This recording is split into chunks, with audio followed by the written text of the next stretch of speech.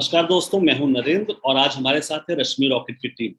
हाँ आकाश जी, ये बताइए कि जो रश्मि रॉकेट का आइडिया है ये वो कौन सा एथलीट था जिसकी लाइफ को देख के आपको आया? ये एक्चुअली किसी एक एथलीट की लाइफ की कहानी नहीं है। जी। ये एक्चुअली स्टोरी आइडिया साउथ में तमिलनाडु में नंदा पेरियासामी है, एक जी। फिल्म मेकर हैं। जी। ये उन्होंने कहानी का आइडिया लिखा है। उन्होंने आई थिंक कि हम लोग जब ऐसे फीमेल एथलीट्स के केसेस देखते हैं तो सिर्फ जो हाई प्रोफाइल वाले केसेस होते हैं वो हमारे नजर में आते हैं। और उन्होंने ये सब रिसर्च करके स्टोरी आइडिया लिखा जी। था जो उन्होंने ती को पिच किया था, जी। जो तापसी को पसंद आया। जिसके बाद तापसी और उनके कोलीग प्रांजल खंडड़िया आए थे मेरे पास कि मैं उनके पास जो है वो सुनूं और उस पर अपना नजरिया बताऊं।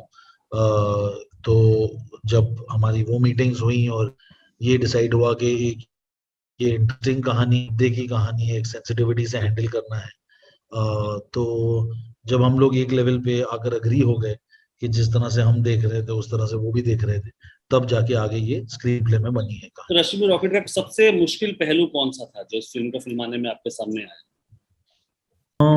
मैंने कभी स्पोर्ट्स सीक्वेंसेस शूट नहीं जी। किए थे। स्पोर्ट्स सीक्वेंसेस शूट करना एक अलग ही स्किल है। जी। और इसके लिए हमारी जो डीओपी हैं नेहा भारती मतियानी, उन्होंने दो स्पोर्ट्स सिनेमाटोग्राफर्स को भी बुलाया जो एक्चुअल स्पोर्ट्स इवेंट्स को कवर करते हैं, ताकि बिकॉज जिस तरह से वो शूट करते हैं उनकी कैमरा हैंडलिंग, उनके लेंसेज वो फिल्म लेंसेज से काफी अलग होते हैं। तो उनका एक्सपर्टीज भी यूज किया और उनके साथ मल्टीपल कैमरास के साथ जिस तरह से स्पोर्ट्स सीक्वेंसेस शूट होते हैं, जो इक्विपमेंट वहां पे यूज होता है जो हम कभी यूज नहीं करते फिल्मों में, वो सब लाया गया। और हमने उसके साथ स्पोर्ट्स सीक्वेंसेस रांची में शूट किए।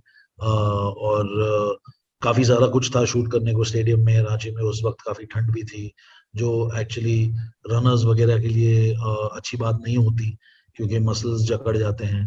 तो वो सीक्वेंस काफी चैलेंजिंग रहा हमारे लिए, वो जो हमने रांची में वक्त बिताया। बट बहुत अच्छे से निकल गया और एक्चुअली बहुत अच्छा टर्नआउट भी हुआ है। अभिषेक जी, मेरा अगला सवाल आपसे है जी। कि आप फिल्म में वकील का किरदार निभा रहे हैं, तो किस जी। तरह से आपके बाकी किरदारों से इसको निभाना मुश्किल रहा आपको?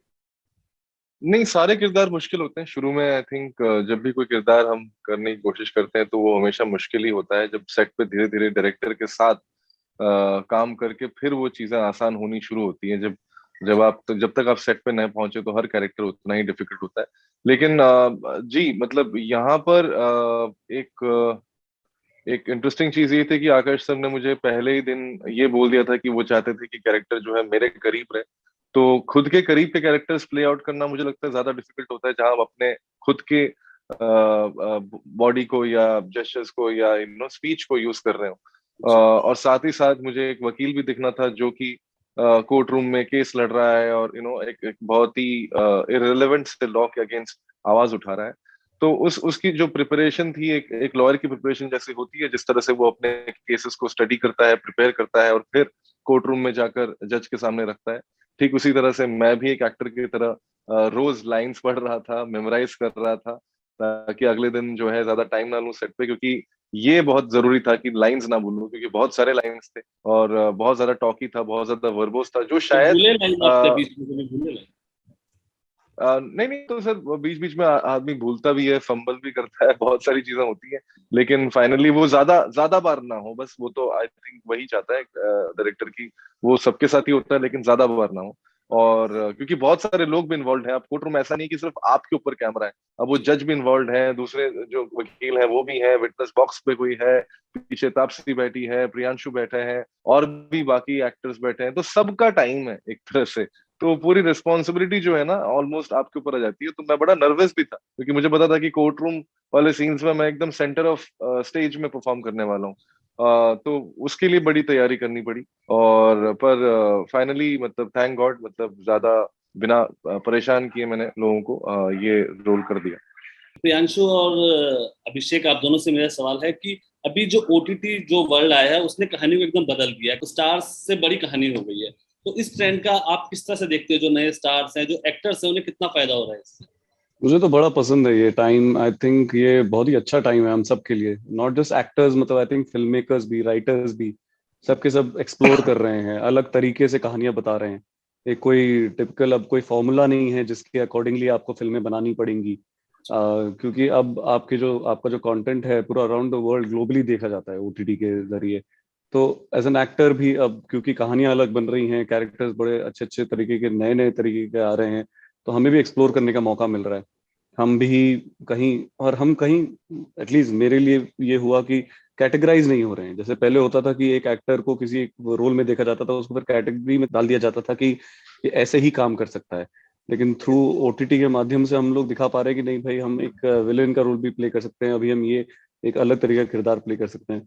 और वही मुझे यहाँ अपॉर्चुनिटी मिली, एक बहुत ही मेच्योर्ड मेजर कैप्टन, ये जो आर्मी ऑफिसर हैं, इसका रोल प्ले करने की एक तरीके की कहानी है, बहुत ही अलग इंस्पायरिंग सी। तो इसमें किस तरीके से मेच्योरिटी लानी है, कैसा रिलेशनशिप लव स्टोरी दिखानी है, तो आई थिंक ओटीटी में डेफिनेटली हम लोग को सबको एक्सप्लोर करने का मौका मिल रहा है, जो बहुत ही अच्छी चीज है। अभिषेक, आप बताएं।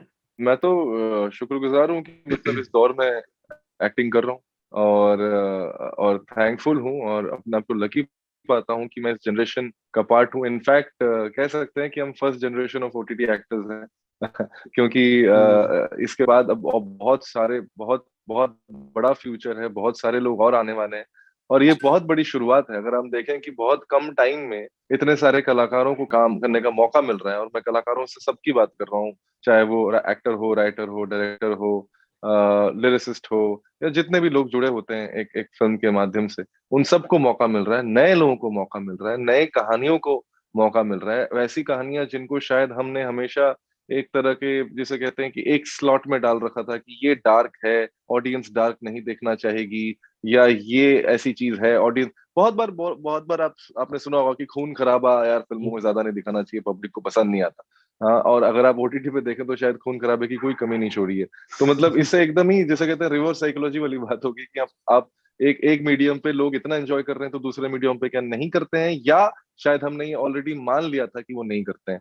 उसके अलावा मतलब not just vile, not just ये खून खराबा या डार्क स्पेसेस की, अगर आप बोले रियल ड्रामा, जो इमोशनल, जो ह्यूमन ड्रामा होता है, जैसे मेड इन हेवन जैसे एक शो में अगर आप देखने को मिलेगा, या क्राइम को किस तरह से ह्यूमन इमोशन से जोड़ने का एक एक तरीका है, जो दिल्ली क्राइम में हमें देखने को मिला। तो ये जो बेसिकली जिस तरह के कैरेक्टर्स और जिस तरह की स्क्रिप्ट्स लिखी जा रही हैं, वो आई थिंक वो काफी ज्यादा डीपर है, एक डेप्थ है उन कैरेक्टर्स में, जो प्रोटैगनिस्ट के अलावा भी जो कैरेक्टर्स हैं उनके अंदर भी कुछ एक बात है, कोई कहना चाहता है, वो भी उस कहानी का उतना ही बड़ा हिस्सा है जितना कि शायद प्रोटैगनिस्ट हो। इसकी वजह से बहुत सारे नए एक्टर्स जो हैं उनको एक तरह का फेम मिल रहा है। प्रियांशु, आप ये बताएं कि तापसी को आप सपोर्ट करते नजर आ रहे हैं फिल्म में, तो किस तरह का किरदार है आपका और किस तरह की तैयारी की इसके लिए आप? मेरा किरदार कैप्टन गगन ठाकुर का है, जो आर्मी एथलीट है। वो खुद भी एथलीट रह चुके हैं। ये वो आर्मी से जब बहुत सारे होते हैं जो स्पोर्ट्स में भी रिप्रेजेंट करते हैं आर्मी को, तो मैं वो हूँ जो फिर, और वो रनिंग की वजह से हम कनेक्ट होते हैं, हमारी केमिस्ट्री बनती है, हम आगे बढ़ते हैं, तो मुझे रियलाइज होता है। तो एक तरीके से तो मतलब जैसे आकाश ने कहा कि तापसी रियल लाइफ में ही एथलीट बन गई थी। उनसे जैसे मुझे स्पोर्ट्स, जितने भी हमारे एथलीट हैं उनसे जो इंस्पिरेशन जनरली लाइफ में मिलती है, तापसी को देख के इंस्पिरेशन बहुत मिलती थी। जितनी डेडिकेटेड और जिस तरीके से वो अपने आप को पूरी ढाल चुकी थी, तो हम सब ने भी उतना ही कमिटमेंट दिया। और आई थिंक मैंने फिर वही, मेरे लिए भी थोड़ी बहुत ट्रेनिंग रही, काफी रनिंग ट्रेनिंग भी थी, लेकिन ज्यादातर एज अ बिल्ट वाइज मैं हमेशा से लीन रहा हूँ अपने ज्यादातर रोल में लाइफ में भी। तो यहाँ मुझे थोड़ा सा वेट गेन करना पड़ा, मस्कुलर लगना पड़ा, थोड़ा सा grown up as a captain, as army officer. तो 2-3 महीने की ट्रेनिंग वहाँ पे थी। बट जब हम लोग मिले और हम लोगों ने साथ में काम करना शुरू किया, तो आई थिंक इतना कंफर्टेबल इन्वायरमेंट था।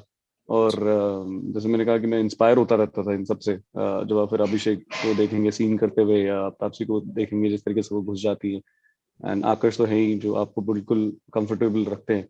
तो तब मुझे लगा कि हाँ, आई थिंक एक आर्मी ऑफिसर का रोल करना, और क्योंकि मेरे बेसिक्स भी थे, मैं आर्मी बैकग्राउंड, मेरे फादर आर्मी में थे, तो वहीं से आता हूँ।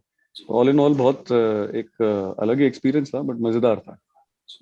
आकाश जी, Abhishek ji, Priyanshu, thanks a lot हमसे बात करने की और फिल्म के लिए शुभकामनाएं। Thank you. Thank you so Thank you, much. Ji. Thank you. Thank you so much.